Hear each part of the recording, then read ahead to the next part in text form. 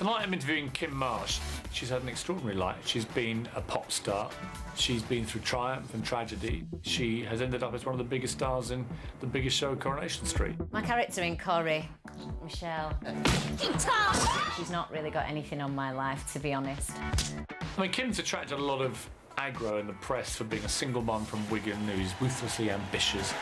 Actually, I rather admire her for what she's come through. I've never done anything quite like this. It's like walking into the lion's den.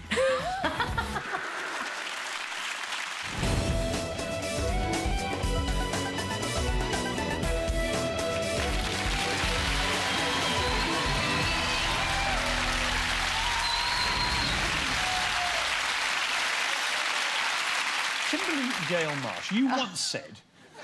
You're known as Kimberly is bad news, right? No, it's the Gale. I'll start again. Kym-Marsh, you once said, people have written me off so many times, you either lie down and take it, or else you're a fighter. Yeah. Which one are you? I'm definitely a fighter. I mean, there are thousands and thousands of women who come from very similar backgrounds to yours, who never make it, who try but fail. Why do you think you did make it big? Oh, I'm a determined little thing. I think Corrie's always been my biggest dream. The first time I ever met my agent, she said, where do you want to be? I said, I want to be on Coronation Street. Why is it such a magical thing for you, Coronation Street?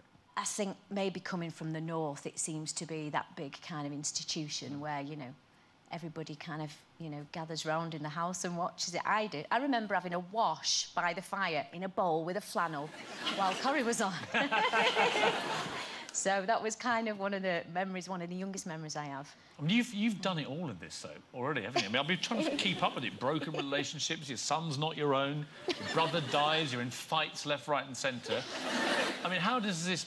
When you go home at night, is it hard to switch off from this mayhem and have a normal life? I feel like it's really boring being you. It can be difficult, you know. I mean, I think, you know, in the first year, you know, I'd turned a straight man gay. I'd found out that, you know, my brothers killed my husband, you know. And I think there are times, certainly the baby swap storyline, when I found out that Ryan wasn't my son. I sat in the Rovers' living room wearing a polar neck for about 3 months, crying into a tissue, you know. And it was kind of... It drains you. I mean, your own life has not exactly been a bed of roses. I mean, it's been a bit of a soap opera too. I mean, do you think you'd, on balance, if you had a wilder, crazier life than Michelle, or is it about level pegging, do you think? In some aspects, I'd say wilder and maybe a little bit more turbulent, but maybe mine's not quite so tragic. But the journey to the cobbles of Weatherfield has not been an easy one. Let's see how it all started. Kym-Marsh is one of the brightest stars on Britain's biggest soap. She's got such charisma and magnetism, but she doesn't try and have it. It's just there. Your eye's drawn to her, which is, you know, as an actress, what more could you want? An instant hit with the public, she won Best Soap Newcomer in 2007, just 6 months after joining. I think she was up against Eli Dingle at the time. And I mean, I love Eli Dingle, but I was so chuffed when she beat him. That transition and that award and that recognition says it all. Fiercely driven, Kym's always wanted to be famous. She always wanted to sing, and she was determined one day she would make it. She sees what she wants and she gets it. That's it. It was for her singing rather than her acting skills that Kym first shot to fame, when she was handpicked for the band Hearsay on reality show Pop Stars. Open the door. But her first brush with fame was not without controversy. She kept talking about all her nieces and nephews, and there were children's photos on the window ledge, but then the maths didn't add up. Kym had kept the fact that she had children from the judges, but she soon confessed all to her bandmates. She sat us down as a band and placed a photograph on the table. I went, them's mine. I was just like, no. I was just absolutely shocked. We knew Kym's secret. It bound us together as a band. But it was only a matter of time before the judges found out, and Kym was given a dressing down. All I can say is how disappointed I am. Nigel Lithgow said, I've got a bombshell for you. And I'm like, OK, what is it? Yeah, tell me what it is. And he said, Kym-Marsh has 2 children. We had no idea. The reason she didn't say anything, she was never asked. I said to her, well, if you've not been asked, then you don't say anything. The film crew had gone to her parents' house, I don't know, 2 or 3 times. Not a trace of a family. Everything Kym did, what she did for the kids. Everything. If I was in her situation, I wouldn't have been able to have carried that off for as long as she did. But I don't blame her, because at the end of the day, she did the right thing. She got in the band.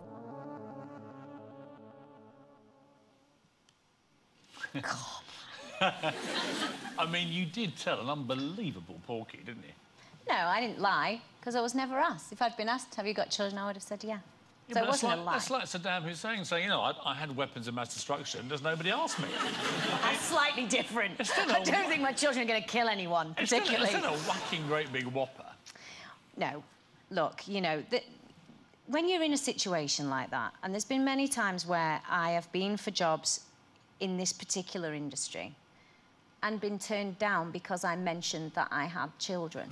Did you feel a mounting pressure as it went on, and obviously it became obvious that you were probably going to get in, it was going to go places? I would imagine the pressure gets unbearable, doesn't it? You've got this huge secret you haven't told them. Well, it didn't start out as that big a secret, because I just thought, oh, well, I'll just tell them. And it got harder and harder, because then it's like, well, hang on, I'm in this bit now, but if I tell them now, then are they gonna say no? And I just kept thinking, you know, it was horrendous, because obviously I'm immensely proud and I want to bring them and go, these are my kids, aren't they amazing? You know, but at the same time, I didn't want to screw things up. You roped everyone into this, so once you began to tell people, the band members were brought in, some of the producers and so on. How was that for you through that period? It was a real relief, really, to kind of start telling people. And at that point, after I'd spoken to the band, they were like, we don't care, we're going to back you. I felt so strong after that, because I thought, right, I've got their help now. This is, you know, really important. I can do this. I can, you know... Who was the first person you told? Mylene. What did she say? She kind of went... But, you know, I mean, Mylene and I shared a room. There's not a bit of Mylene I haven't seen. Really? And Tell vice me more. versa, and vice versa. See, I think there'll be people watching you now who completely empathise with you and think, nothing wrong with ambition, I'd have done the same thing. Lots of people will think that. There'll be other people going, ruthless, that girl she'll do anything to get to the top. Well, I wouldn't do anything. It's hardly ruthless. I mean, look, yeah, ambition comes into it, but, you know, I will fight tooth and nail to give my children a better life. I wanted to get out of the situation I was in, and I would have done pretty much anything to do that.